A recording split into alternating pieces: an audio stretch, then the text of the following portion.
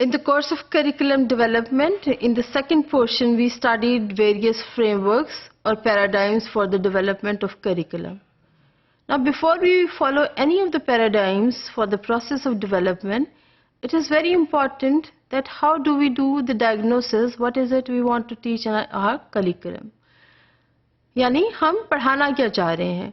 اور سب سے پہلے ہمیں ڈائگنوز کیا کرنا ہے, کیا پتہ چلانا ہے کہ ہمارے معاشرے میں کس قسم کی ریکوائرمنٹس ہیں, چاہے وہ کانٹینٹ نالج سے ریلیٹڈ ہوں, وہ اسکل سے ریلیٹڈ ہوں یا ایٹیٹیوڈ سے ریلیٹڈ ہوں. So social diagnosis for the curriculum development is very very important. Now before we get into the process of how to diagnose, let's have a look at different terminology while we go for diagnosis of this curriculum development process. Education, schooling and school and society.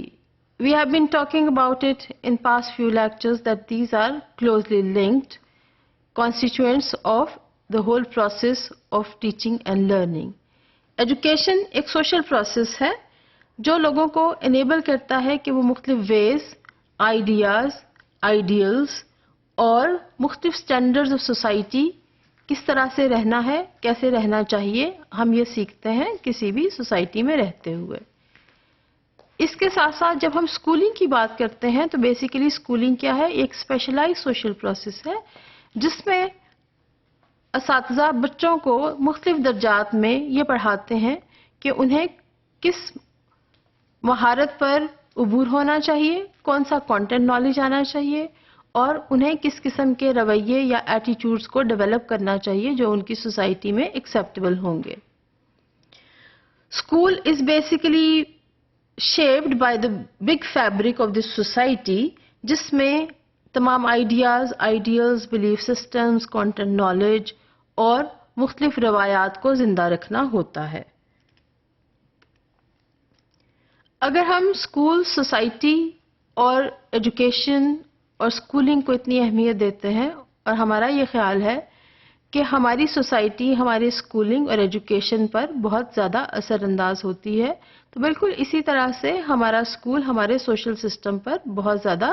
اثر انداز ہوتا ہے. ہم یہ کہہ سکتے ہیں کہ اسکول اور سوسائٹی یا سوشل سسٹم وہ لازم و ملزوم ہے. اگر آپ کسی بھی سوسائٹی میں چلے جائیں جس کا آپ کو زیادہ علم نہ ہو, یعنی وہاں پر کس قسم کے نالج کی ضرورت ہے, کس قسم کے ایٹیٹیوڈ ایکسیپٹیبل ہوں گے, کس قسم کے رویے اور کس قسم کے بلیف سسٹم سے معاشرہ تعلق رکھتا ہے,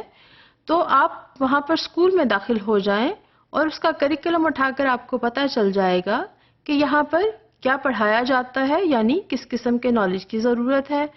کس قسم کے ایٹیٹیوڈز بچوں میں ڈیولپ کیے جاتے ہیں, کس قسم کا ویلیو سسٹم یہ معاشرہ جی رہا ہے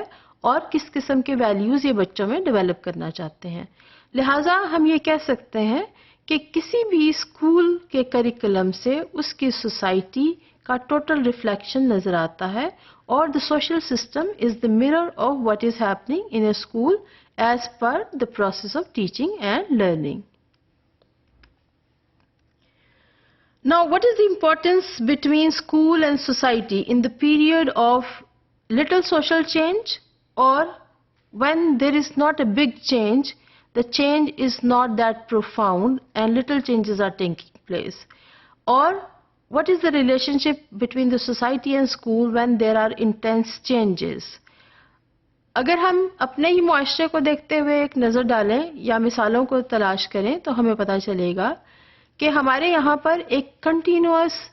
ڈسکشن اور بحث و مباحثہ چلتا ہے کہ ہم نے جہاد کے کانسیپٹ کو کس طرح سے پڑھانا ہے. اس کانسیپٹ کو نکال دیا جائے یا اس کو شامل کیا جائے. نکالنا یا شامل کرنا اتنا اہم نہیں, ہمیں یہ دیکھنا ہے کہ اگر ہم جہاد کا کانسیپٹ پڑھانا چاہتے ہیں تو ہم اس میں علم کیا دینا چاہتے ہیں, ہم بچے میں کیا کوئی مہارت پیدا کرنے کی کوشش کر رہے ہیں یا ہمیں جہاد کا صحیح کانسیپٹ انٹروڈیوس کرنا ہے. اور آپ نے بھی دیکھا ہوگا کہ ابھی تک یہ بحث و مباحثہ ہماری قومی سطح پر جاری ہے اور ہمیں یہ نہیں معلوم کہ ہمیں آیا اس کو مکمل نکالنا ہے یا ہمیں اس کو پڑھانا ہے.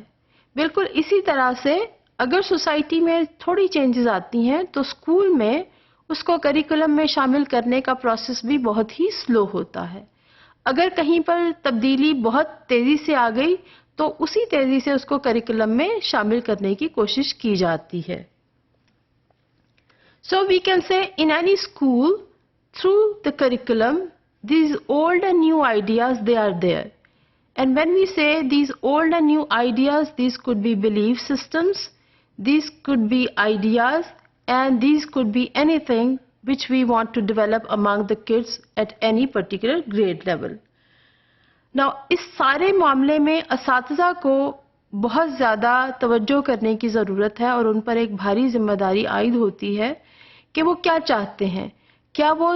مستقل تبدیلی کے عمل میں رہتی ہوئی سوسائٹی کی روایات کو، بلیف سسٹم کو،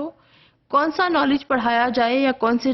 سکلز بچوں میں ڈیولپ کیے جائیں، ان کو اسی تیزی سے کریکولم میں شامل کرنا چاہیں گے یا اس کو درجہ بدرجہ یا آہستگی سے کریکولم میں شامل کریں گے. کیونکہ ٹیچرز کا یہ بہت بڑا کردار ہے کہ وہ نہیں چاہتے کہ اسکول کو پرانے آئیڈیاز کا ایک سٹور روم بنا دیا جائے یا ویئر ہاؤس بنا دیا جائے کہ ہم کہیں کہ ہمارے کریکولم کے ذریعے صرف پرانی روایات ہی پڑھائی جائیں گی اور انہیں ہی برقرار رکھا جائے گا.